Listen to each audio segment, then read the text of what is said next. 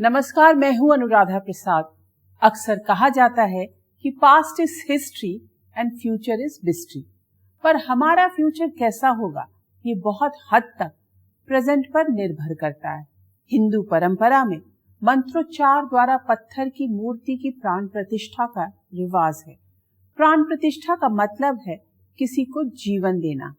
कोई भी देश या समाज लोगों से बनता है और जैसे लोग होंगे वैसा ही समाज होगा। इसलिए हजारों साल पहले भारत में ऐसी परंपराएं विकसित की गई जिससे समाज को अधिक से अधिक अच्छे, गुणी और संवेदनशील लोग मिल सके। काम, क्रोध, लोभ, मोह, अहंकार का युवाओं के दिलो दिमाग में बसेरा होता जा रहा है। भारत की युवा आबादी को इससे किस तरह बचाया जा सकता है, इसे भारतीय परंपरा की आश्रम व्यवस्था की पृष्ठभूमि में समझने की कोशिश करेंगे। आज बात ब्रह्मचर्य के दर्शन शास्त्र की।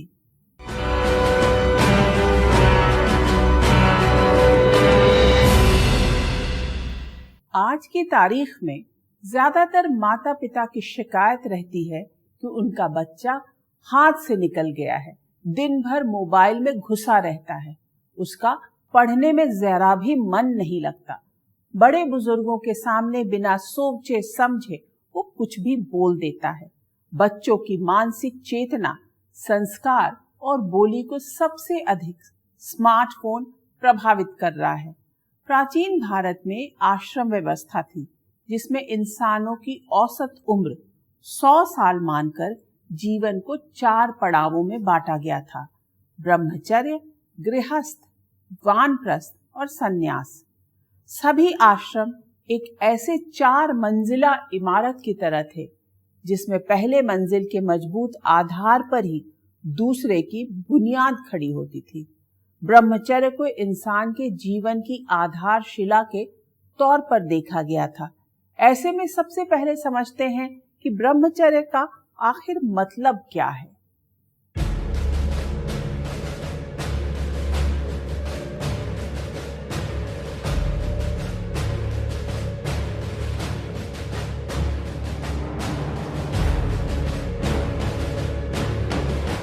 आज की तारीख में ज्यादातर बच्चे अपने माता पिता के साथ रहते हुए पढ़ाई लिखाई करते।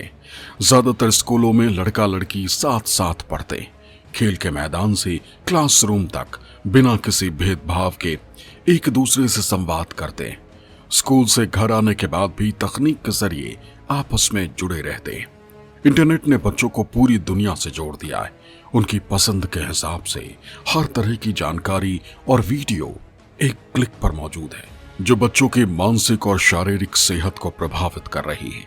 साधु सन्यासी भी सोशल मीडिया के नकारात्मक असर को अपने अपने तरीके से महसूस कर रहे हैं। सोशल मीडिया से ब्रह्मचर्य इस तरह से प्रभावित हो रहा है कि हमारा एक ब्रह्मचारी है, बहुत पवित्र है, अंतःकरण उसका अत्यंत पवित्र है और नियमों का पालन करता है। उसने हमसे एक दिन कहा कि महाराज जी, हमसे बड़ी भूल हो गई है, हम क्या करें। हमने कहा क्या हो गया। उसने कहा मैंने मोबाइल हाथ में ले लिया और उसमें कुछ ऐसे दृश्य देखे जिससे मेरा ब्रह्मचर्य खंडित हो गया, अब मुझे प्रायश्चित बताओ। इसका मतलब है कि मोबाइल आया और उसमें कुछ ऐसे दृश्य थे जिनको उसने देखा, उसी से उसके ब्रह्मचर्य में बाधा आ गई। तो कहीं ना कहीं सोशल मीडिया इसमें कारण बन रहा है, ये तो हमने प्रत्यक्ष देख लिया। प्राचीन भारत में आश्रम व्यवस्था थी जिसमें इंसान के 100 साल के जीवन काल को 4 हिस्सों में बांटा गया था। चारों आश्रमों में जिम्मेदारियां तय थीं: ब्रह्मचर्य, गृहस्थ, वानप्रस्थ और संन्यास। ये वैदिक काल में बेहतर जिंदगी का फलसफा और समाज की तरक्की का रास्ता था। एक बच्चे को भविष्य की चुनौतियों से निपटने के लिए तैयार करने और समाज का जिम्मेदार सदस्य बनाने के लिए गुरुकुल भेजा जाता था, जहां ब्रह्मचारी के रूप में कड़े अनुशासन के बीच उसकी शिक्षा दीक्षा होती थी। भोग विलास, ऐश्वर्य से दूर रखते हुए कुशल, विनम्र और अनुशासित जीवन की ट्रेनिंग देने का काम गुरुकुल में ब्रह्मचर्य आश्रम के दौरान होता था। ब्रह्मचर्य का तात्पर्य ये था कि उसमें व्यक्ति पठन पाठन का काम करता था और आश्रम यानी कि गुरुकुल में जा करके वह पठन पाठन, चाहे वो धनुष बाण का ज्ञान प्राप्त करें, चाहे वो वेदों का ज्ञान प्राप्त करें, और इसी प्रकार जो है वो ज्ञान प्राप्त करते थे। यानी कि उनको सामाजिक बंधनों से मुक्त होकर के स्वच्छंद रूप में शिक्षा का पठन पाठन का कार्य करना पड़ता था। हम ब्रह्मचर्य में उन सारी विधाओं का अभ्यास करते हैं जो जीवन रण क्षेत्र में आवश्यक होता है। इससे हमारा एक व्यक्तित्व निर्माण होता है।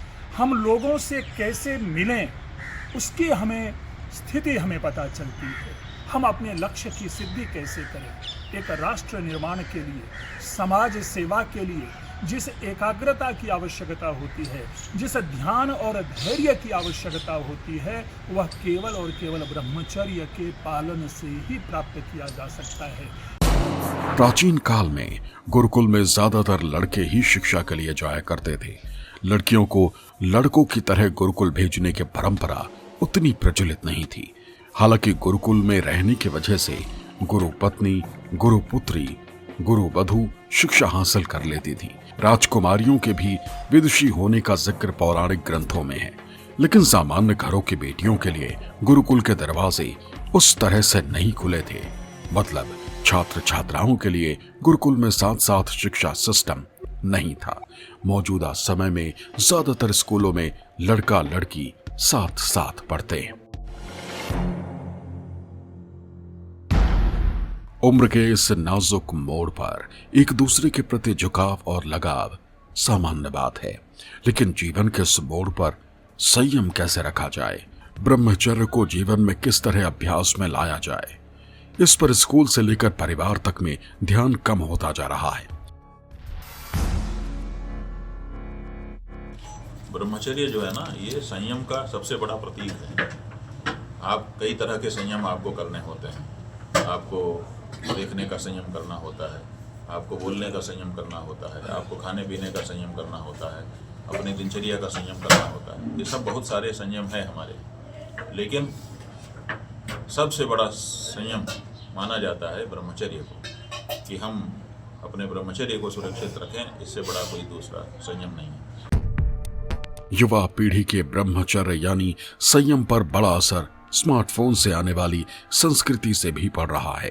इससे आचार विचार, बोलचाल, खान पान, शिक्षा, सरोकार, सेहत और अनुशासन सब प्रभावित हो रहे हैं। भारतीय परंपरा में ब्रह्मचर्य का मतलब है ब्रह्म के मार्ग पर चलना। ऐसे में अहम ब्रह्मास्म की सोच के साथ बढ़ने वाले भारत के सामाजिक ताने बाने में ब्रह्मचर्य का मतलब निकाला जाता है। खुद के प्रति सच्चा रहना, ब्रह्मचर्य को साध्य नहीं साधन मानते हुए पूर्ण शारीरिक, मानसिक और आध्यात्मिक विकास करना। ब्रह्मचर्य का मतलब विद्यार्थी के लिए अलग है, गृहस्थ के लिए अलग, साधु सन्यासी के लिए अलग। सांसारिक जीवन में रहते हुए भी ब्रह्मचर्य का पालन किया जा सकता है। ब्रह्मचर्य इंसान को बैरागी नहीं, जिम्मेदार बनाता है। जीवन को अनुशासित और संयमित करने का अभ्यास कराता है। भारतीय परंपरा में ब्रह्मचर्य आश्रम का बहुत महत्व है। जीवन के पहले चरण यानी ब्रह्मचर्य आश्रम में कदम रखने के लिए बच्चा उपनयन संस्कार के बाद माता पिता को छोड़कर शिक्षा दीक्षा के लिए गुरु के आश्रम जाता था। गुरुकुल में सबको सादगी और संयम के साथ जिंदगी जीने का सलीका सिखाया जाता था। कम संसाधनों में जीवन यापन और विनम्रता का गुण ब्रह्मचर्य आश्रम में सिखाया जाता था। हर ब्रह्मचारी को गृहस्थ आश्रम में दाखिल होने से पहले इस तरह से ट्रेन किया जाता था कि वो निजी जीवन से लेकर सामाजिक जीवन तक संतुलित भूमिका निभा सके।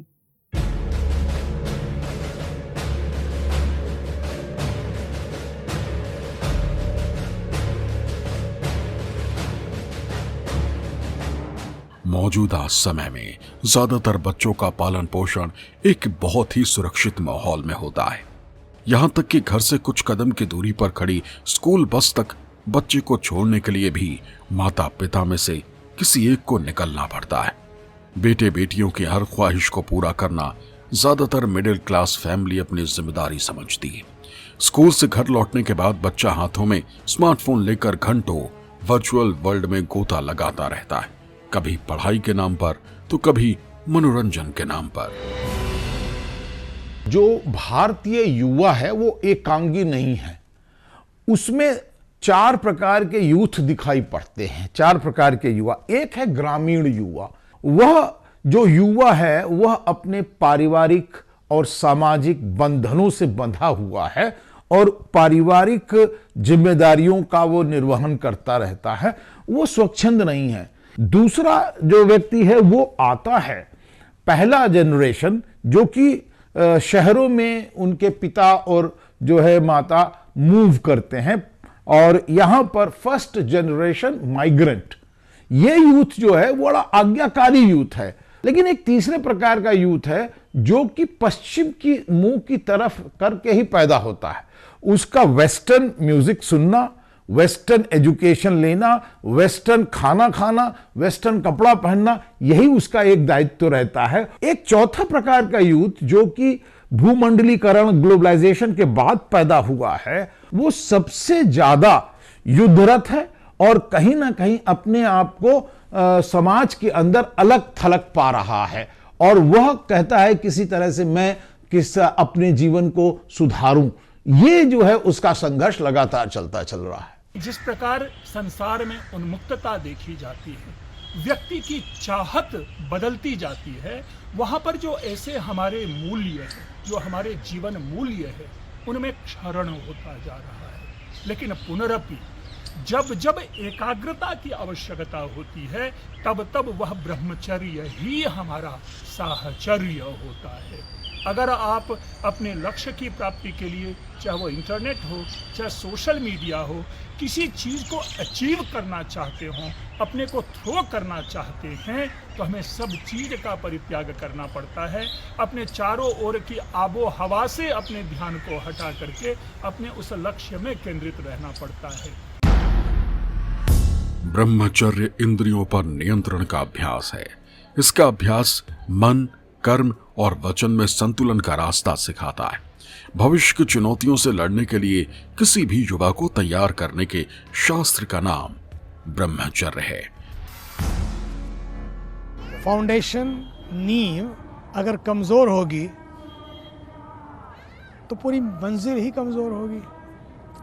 क्योंकि कहते हैं if you want to build high तो डिग डीप। अगर बहुत ऊंचा आपको कुछ बनाना है, अपने चरित्र को, अपने जीवन को या समाज को या किसी इमारत को, उसकी नींव मजबूत होना बहुत जरूरी है। संयम, सदाचार, सदाशीलता, सच्चरित्र, ये सारी चीज़ें, विनयशीलता, सजगता, संवेदनशीलता, सर्जनशीलता, ये सारे आपके भवन की नींव है। इसलिए ब्रह्मचर्य का जो जीवन है वो सबसे महान जीवन माना गया है, पवित्र जीवन माना गया है, क्योंकि वो हमारी नींव है। इसीलिए ब्रह्मचर्य में मन पर नियंत्रण, शारीरिक अनुशासन और भावनात्मक नियंत्रण पर खासा जोर दिया गया है। ऐसे में किसी ब्रह्मचारी को सोच, वचन और अच्छे कर्म के रास्ते पर चलने का अभ्यास कराया जाता है। बिना संग, भोजन, दृष्टि और श्रवण में पवित्रता के बिना ब्रह्मचर्य का अभ्यास मुश्किल है। भारतीय परंपरा में ब्रह्मचर्य का मकसद है किसी इंसान को काम, क्रोध, लोभ, मोह, अहंकार से मुक्ति दिलाना, जिससे हर युवा ब्रह्मचर्य आश्रम से निकलने के बाद भविष्य में आने वाली चुनौतियों से निपटते हुए समाज में अनुशासित और संतुलित जीवन जी सके।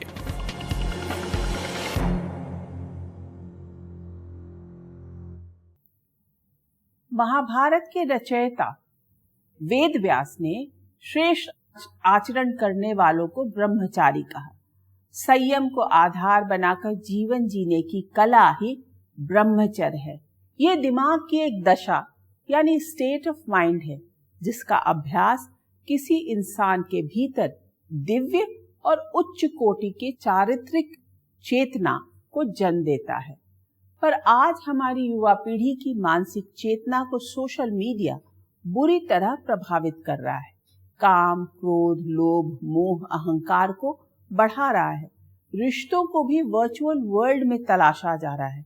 ऐसे रिश्ते जोड़े जा रहे हैं जिसमें भावनात्मक लगाव कम और स्वार्थ साधने की सोच हावी है। आज के स्कूल कॉलेजों की पढ़ाई युवाओं को नौकरी के लिए तैयार कर रही है, पर चरित्र निर्माण का तंत्र गायब होता जा रहा है।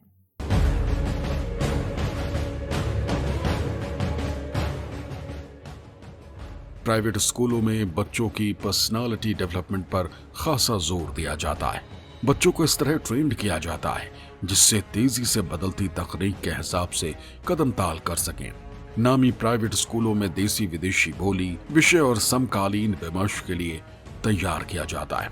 छात्रों में कंपटीशन की भावना कूट कूट कर भरी जाती है, जिनकी ट्रेनिंग परीक्षा में अधिक स्कोर लाने की होती है। पूरा फोकस इस पर होता है कि कैसे मुश्किल से मुश्किल टेस्ट को क्रैक किया जाए। ऐसे में मौजूदा पढ़ाई में स्कूल या कॉलेज साधन और एग्जाम क्रैक कर अच्छी नौकरी हासिल करना साध्य की भूमिका में है, लेकिन आधुनिक पढ़ाई में रिश्तों को निभाना और रिश्तों के लिए त्याग के बारे में नहीं सिखाया जाता है। जीवन के शुरुआती 20 से 25 साल तक बच्चा घर से स्कूल कॉलेज तक जिस माहौल में पलता बढ़ता है, उसमें हर कदम पर यही बताया जाता है कि सुरक्षित करियर के लिए कौन सा कोर्स बेहतर है, किस कॉलेज में एडमिशन के बाद कैंपस प्लेसमेंट की गारंटी है, पहली नौकरी में सैलरी पैकेज कितने लाख तक जाएगा या करोड़ के निशान को पार कर लेगा। छात्र छात्राएं इस मुकाम तक कंपटीशन में दूसरों को पीछे छोड़ते हुए पहुंचते हैं। ऐसे में दूसरों को पीछे छोड़ने की होड़ और कामयाबी के शिखर तक पहुंचने की भूख में रिश्ते नाते, दूसरों के लिए त्याग, भावनात्मक लगाव, सरोकार सब पीछे छूटते जाते हैं। ऐसे में तेजी से बदलते दुनिया के हिसाब से लड़के लड़कियों को ग्लोबल जॉब मार्केट के लिए तैयार किया जा रहा है, लेकिन परिवार और समाज के लिए एक अच्छा और अनुशासित सदस्य बनाने की कोशिश कहीं पीछे छूटती जा रही है। जैसे पैसे के पीछे लोग ज़्यादा भाग रहे हैं, वासना के पीछे लोग ज़्यादा भाग रहे हैं, इसलिए बार बार ये हमारे भारतीय सभ्यता में कहा गया है कि ब्रह्मचारी एक योग्य गृहस्थ बन सकता है। कारण क्या कि वो आधारशिला है। अगर वो 25 वर्षों तक ब्रह्मचारी के रूप में अपना जीवन यापन कर लिया और उसके बाद वो गृहस्थ जीवन में जाता है तो उसको सभी चीज़ों की जानकारी हो जाती है। समाज में जीना कैसे है, रिश्ता कैसे निभाना है। प्राचीन भारत की आश्रम व्यवस्था में जब बच्चा उपनयन संस्कार यानी 7 साल की उम्र में गुरुकुल जाता था तो उसे माता पिता का घर छोड़ना पड़ता था। सभी सांसारिक सुख सुविधाएं छोड़नी होती थी, यानी गुरुकुल में शिक्षा की शुरुआत त्याग से ही होती थी। पहला त्याग माता पिता के स्नेह का, दूसरा त्याग माता पिता द्वारा बनाए गए भौतिक सुख सुविधाओं के संसार का। गुरुकुल सिर्फ ज्ञान ही नहीं, नए रिश्तों को जोड़ने का माध्यम भी था। शिष्य अपने गुरु में पिता जैसा स्नेह और शिक्षक दोनों देखता था, वहीं गुरु पत्नी को माँ और गुरु पुत्री को बहन की तरह देखता था। साथ पढ़ने वाले छात्रों को गुरु भाई की तरह देखता था। इस तरह गुरुकुल भावनात्मक रिश्ता जोड़ने की पाठशाला भी था। शिष्यों के जीवन को अनुशासित करने के लिए आचार संहिता भी तय थी, जिसमें ब्रह्मचारी शिष्य गुरु के हर आदेश को माने, बिना कहे गुरु की सेवा करता रहे, गुरु के जागने से पहले जागे और गुरु के सोने के बाद सोए। ऐसे में ब्रह्मचारी के जीवन को अनुशासित और विनम्र बनाने की ट्रेनिंग होती थी। गुरुकुल में भिक्षाटन हर ब्रह्मचारी का कर्तव्य था। मकसद था सबका साथ, सबका विकास, शिष्य को शिक्षित के साथ साथ विनम्र भी बनाना, जिससे कोई खुद को ऊंचा या नीचा न समझे। भिक्षाटन के जरिए सीमित साधनों में जिंदगी गुजर बसर करने का तरीका सिखाना भी था। गुरुकुल चलाने के लिए संसाधनों के इंतजाम के दौरान ब्रह्मचारी का परिचय समकालीन समाज की समस्याओं और विमर्श से भी होता था। ऐसे में गुरुकुल में भिक्षाटन के प्रक्रिया में विद्यार्थियों का समाज से भावनात्मक लगाव पैदा होता था। ब्रह्मचारी को शास्त्र शस्त्र के साथ समाज से जुड़ने का तरीका भी सिखाया जाता था। इसलिए ब्रह्मचारी और ब्रह्मचर्य के अभ्यास में इंसान और समाज ने अपनी संपूर्ण कल्याण देखा। क्योंकि ब्रह्मचर्य के अतिरिक्त जो है, जो भी आचरण है वो भटकाव है, वो दिशाहीनता है, वो मोह है, वह आकर्षण है। और मोह और आकर्षण सदैव लक्ष्य प्राप्ति में बाधा के रूप में आते हैं। इसलिए राष्ट्र निर्माण, व्यक्तित्व निर्माण, समाज निर्माण, समाज सेवा, इन सब के लिए ब्रह्मचर्य की अनिवार्यता है। एक बड़ा सच ये भी है कि कोई भी व्यवस्था हमेशा के लिए नहीं होती। समय के साथ उसमें बदलाव करना पड़ता है। गुरुकुल की जगह अब अत्याधुनिक सुख सुविधाओं से लैस स्कूल कॉलेजों ने ले ली है, जहां शास्त्र की पढ़ाई की जगह कंप्यूटर कोडिंग सिखाने पर जोर दिया जा रहा है। प्राचीन काल के तीर धनुष और गदा चलाने की जगह, ट्रेनिंग की जगह अब सरहदी सुरक्षा के लिए अत्याधुनिक मिलिट्री कॉलेज ले चुके हैं। भारत के नक्शे पर खड़े IITs वर्ल्ड क्लास इंजीनियर पैदा कर रहे हैं। वहीं बिजनेस स्कूल प्रोफेशनल तरीके से छात्रों को कारोबार को बुलंदी पर पहुंचाने की ट्रेनिंग दे रहे हैं। लेकिन छात्रों के कोर्स से अनुशासन, संयम, सामाजिक सरोकार और रिश्तों के लिए त्याग का फलसफा स्कूल से परिवार तक कम होता जा रहा है। प्राचीन हिंदू ग्रंथों में मनु को प्रथम पुरुष कहा गया है।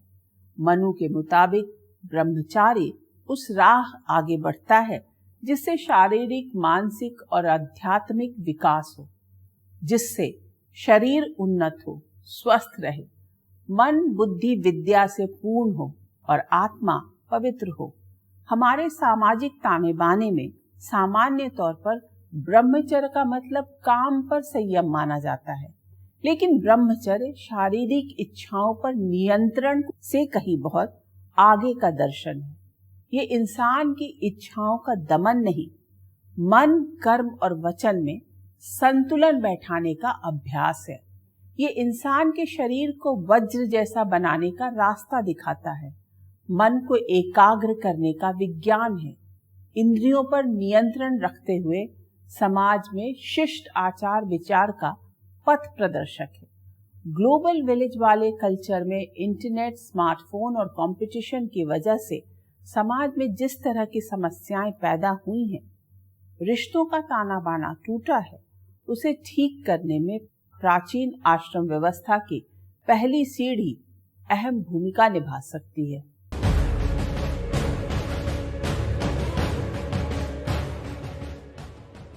आज की तारीख में रोटी कपड़ा के बाद स्मार्टफोन तीसरी बड़ी आवश्यकता बन चुका है। धरती पर ऐसे क्षेत्र दिनों दिन कम होते जा रहे हैं जहां इंटरनेट नेटवर्क ना पहुंच रहा हो।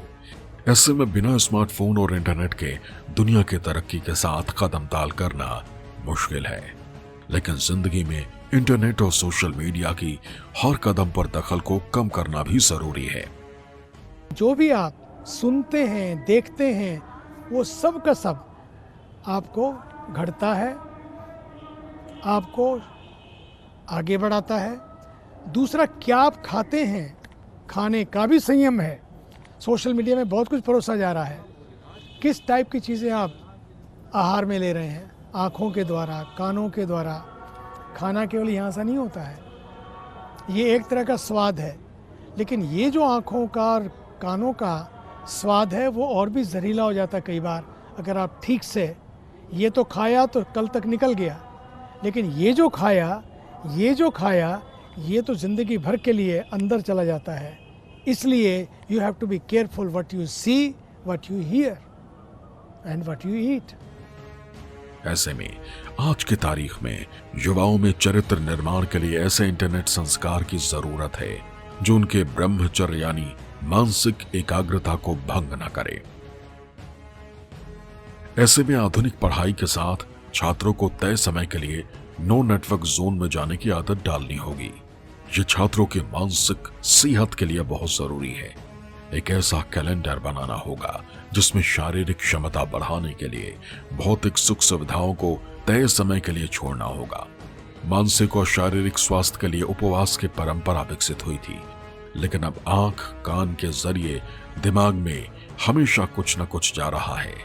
ऐसे में डिजिटल उपवास या खुद को डिजिटल डिटॉक्स करना बहुत जरूरी होता जा रहा है। बाहर का खाना सेहत और बचत दोनों पर असर डालता है। ऐसे में बाहर के खाने से परहेज को भी ब्रह्मचर्य की तरह लिया जा सकता है। सोशल मीडिया ने खरीदारी की आदतों को भी प्रभावित किया है। ऐसे में दिखावा और जरूरत में फर्क करते हुए भी खुद को स्व अनुशासित किया जा सकता है। सोशल मीडिया में ऐसे दृश्य हैं, ऐसे संवाद हैं, ऐसा वातावरण है जो वातावरण हमारे बच्चे बच्चियों के मन को विकृत कर रहा है और उसका परिणाम उनके ब्रह्मचर्य भंग के रूप में दिखाई देता है। सोशल मीडिया के दौर में रिश्ते भी वर्चुअल वर्ल्ड में ही बन रहे हैं। पोस्ट, लाइक और शेयर में जिंदगी आगे बढ़ रही है। ऐसे में आज की तारीख में पोस्ट, लाइक और शेयर में भी संयम की जरूरत है। डिजिटल ब्रह्मचर्य को अपने जीवन में इस तरह से जोड़ने और उसका अभ्यास करने की जरूरत है जिसमें एक ऐसी जीवन शैली के तौर पर देखने और अभ्यास करने की जरूरत है जहां इंसान का दूसरे इंसान से रिश्ता मजबूत हो सके, समाज की तरक्की में अपनी क्षमता के हिसाब से योगदान दे सके, युवाओं में अनुशासन, त्याग और संस्कार इस तरह विकसित हो सके जिससे चरित्र निर्माण के साथ साथ इंसान के संपूर्ण, संतुलित और खुशहाल जिंदगी के लिए खिड़की दरवाजा खुले। कहा जाता है कि धन गया तो कुछ नहीं गया, स्वास्थ्य गया तो कुछ गया और चरित्र गया तो सब कुछ चला गया। तेजी से बदलती दुनिया में युवा पीढ़ी में काम, क्रोध, लोभ, मोह, अहंकार और नकल की प्रवृत्ति तेजी से बढ़ती जा रही है। खान पान सेहत को बुरी तरह से प्रभावित कर रहा है।